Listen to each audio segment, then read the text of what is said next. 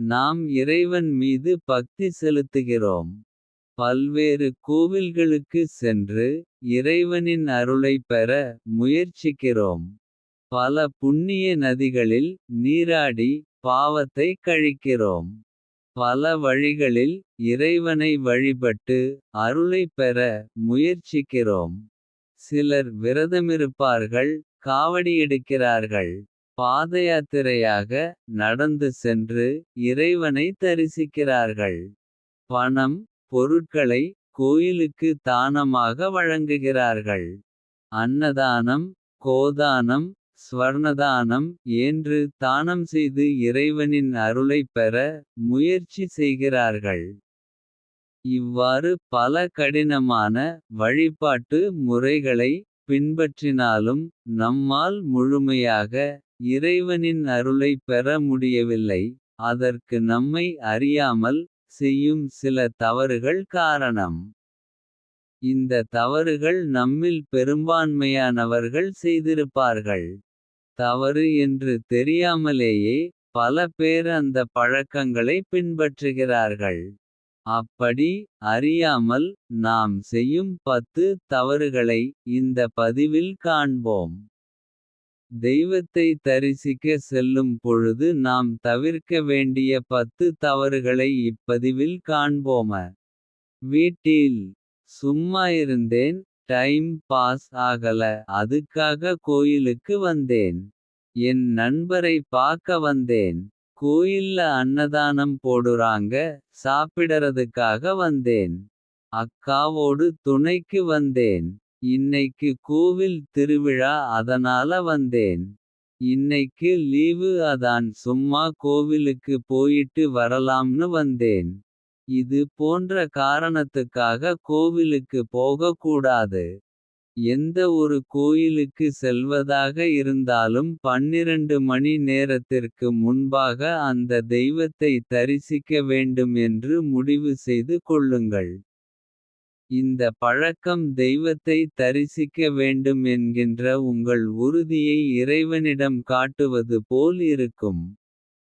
குறைந்தபட்சம் ஒரு 12 மணி நேரத்திற்கு முன்பாக முடிவு செய்ய வேண்டும். அதற்கு மேல் எவ்வளவு காலத்திற்கு முன்பு முடிவு செய்தாலும் சிறப்புதான். இது உங்கள் உள்ளத்தை தூய்மைப்படுத்தும். தவறு 2. கண்டிப்பாக தலைகுளிக்க வேண்டும். தூய்மையான ஆடையை அணிய வேண்டும். வெண்மையான முழுமையான ஆடைகளை அணிய வேண்டும். பட்டு வஸ்திரமாக இருந்தால் மிகவும் சிறந்தது. ஆடைகளில் கிழிசல் மற்றும் கரைகள் இருக்க கூடாது. பட்டு ஆடை அணிந்தால் மிகவும் சிறந்தது. இந்த பழக்கம் இறைவன் உங்களுக்கு அளிக்கும் அருளை முழுமையாக பெற உதவும். தவறு 3. கோயிலுக்கு செல்ல திட்டமிடும் பொழுதே கோயிலுக்கு சாமி கும்பிட்டுவிட்டு அடுத்து இந்த இடங்களுக்கு செல்ல வேண்டும், இந்த வேலையை பார்க்க வேண்டும் என்று எதுவும் திட்டமிடக் கூடாது.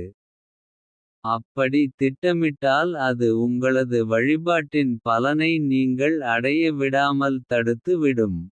சிலர் சொல்வார்கள் கோயிலுக்கு சென்று விட்டு அப்படியே நண்பர் வீட்டுக்கு போகணும். கோயிலுக்கு போயவிட்டு ஊருக்கு கிளம்புறேன், கடைக்கு போய் பொருள் வாங்கி வருகிறேன் என்றெல்லாம் திட்டமிடுவார்கள். இது போன்று திட்டமிடல்கள் இருக்க கூடாது. தவறு 4. கோயிலுக்குள் நுழையும் பொழுதே திரும்பும் நேரத்தை குறித்துவிட்டு, அதாவது இன்னும் அரை மணி நேரத்தில் திரும்பி வந்து விட வேண்டும், கால் மணி நேரத்தில் திரும்பி வந்துவிட வேண்டும், இத்தனை மணிக்குள் திரும்பி வந்துவிட வேண்டும் என்று நேரம் நிர்ணயித்துக் கொண்டு கோயிலுக்குள் செல்லக்கூடாது. அப்படி நேரம் நிர்ணயித்துக் கொண்டு கோவிலுக்குள் சென்றால் கண்டிப்பாக குறித்த நேரத்தில் தரிசனத்தை முடித்துக்கொண்டு திரும்பி வெளியே வர முடியாது, கண்டிப்பாக தாமதமாகும். தவறு 5. கோயிலில் சாமியே தரிசிக்க வரிசையில் காத்திருக்கும் பொழுது. சிலர் நான் பஸ்ஸை பிடிக்க வேண்டும், குழந்தையை ஸ்கூலுக்கு அனுப்ப வேண்டும், மருத்துவமனைக்கு செல்ல வேண்டும், பஸ்ஸுக்கு நேரம் ஆகிவிட்டது என்று அவசரப்படுவார்கள். இப்படி எதுவும் அவசரப்படக்கூடாது. அப்படி அவசரப்பட்டு கோயிலில் இருந்து திரும்பினால் எந்த காரியத்துக்காக அவசரமாக திரும்பினமோ அந்த காரியம் கண்டிப்பாக செய்ய முடியாது. தவறு 6. சாமி தரிசனத்திற்கு காத்திருக்கும்பொழுது நம் கண்களால் எதையும் ஆராயக்கூடாது. எவ்வளவு கூட்டம் இருக்கிறது, எவ்வளவு தூரம் செல்கிறது, நமக்கு தெரிந்தவர்கள் யாரேனும் வந்திருக்கிறார்களா, வந்திருப்பவர்கள் என்ன ஆடை உடுத்தி இருக்கிறார்கள், எந்த வயதினர் வந்திருக்கிறார்கள், அழகாக இருக்கிறார்களா, அழகாக ஆடை உடுத்தி இருக்கிறார்களா என்பது போல் கண்களால் ஆராய்ச்சி செய்யக்கூடாது. தவறு 7. தெய்வ தரிசனத்திற்காக வரிசையில் காத்திருக்கும் பொழுது உடன் வந்தவர்களுடன் பேசிக் கொண்டிருக்க கூடாது. குறிப்பாக தங்களை பற்றி, குடும்பத்தை பற்றி, தனது அக்காவை பற்றி, அண்ணனை பற்றி, தம்பியை பற்றி, குழந்தைகளை பற்றி, கணவனை பற்றி, மாமியாரை பற்றி என்று உடன் வந்தவருடன் பேசிக் கொண்டிருக்க கூடாது. நம்மால் முடிந்தவரை நாம் மௌனமாகவே இருக்க வேண்டும். உங்கள் மனதில் அமைதியை ஏற்படுத்தும். தவறு 8. எக்காரணத்திற்கும் எந்த சூழ்நிலையிலும் யாருடனும் சண்டை இடக்கூடாது. அப்படி செய்தால் பெரிய பாவத்திற்கு உள்ளாவோம். ஒருவர் நம்மை கோபமாக திட்டினாலும், நிர்வாகிகள் நம்மை பிடித்து தள்ளினாலும், ஐயரே நம்மை திட்டினாலும், ஒரு சிறு துளி கூட கோபப்படாமல் அமைதியாக திரும்பி வர வேண்டும். இது உங்கள் பக்தியை உயர்த்தும். தவறு 9. கோயிலில் வந்திருக்கும் அனைவரும் நம்மை போன்ற சாமியை தரிசிக்க வந்திருக்கும் பக்தர்களே. ஆதலால் யாரையும் குறை சொல்லக்கூடாது. குறிப்பாக ஏளனம் கிண்டல் செய்யக்கூடாது.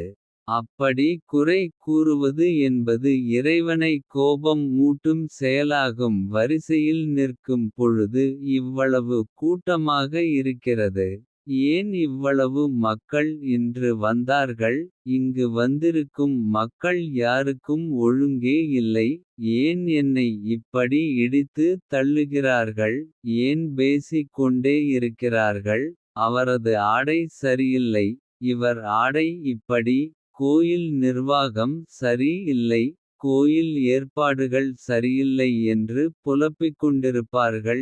எந்த புலம்பலோ குறைகளோ கோயிலுக்குள் சொல்லக்கூடாது, வருத்தப்படக்கூடாது. குறை சொன்னால் இறைவன் மீது நாம் வைத்திருக்கும் பக்தி குறைந்து விடும். தவறு 10. கோயிலுக்கு உள்ளே செல்ல கண்டிப்பாக தர்ம தரிசனத்தையே தேர்ந்தெடுக்க வேண்டும். ஏனென்றால் நீங்கள் எப்பொழுது இறைவனை காண வேண்டும் என்பதை இறைவன் தான் முடிவு செய்ய வேண்டும். கட்டண வழியில் சென்று தரிசித்து திரும்புபவர்கள் சொல்லும் காரணம் விரைவில் தரிசித்து விட்டு திருப்ப வேண்டும். அடுத்த நிறைய வேலை இருக்கிறது என்று சொல்வார்கள். அடுத்த வேலையை அவசரமாக வைத்திருப்பவர்கள் இறைவனை தரிசிக்க வரவேண்டிய அவசியமே கிடையாது. ஒரு கோயிலுக்குள் சென்றுவிட்டால் நாம் எப்பொழுது கோயிலை விட்டு திரும்ப வேண்டும் என்பதை இறைவன் தான் முடிவு செய்ய வேண்டும். இறைவனின் பரிபூரண அருள் பெற வேண்டுமென்றால் கண்டிப்பாக தர்ம தரிசனத்தை தேர்ந்தெடுக்க வேண்டும். கட்டண வழியை தேர்ந்தெடுக்கக்கூடாது.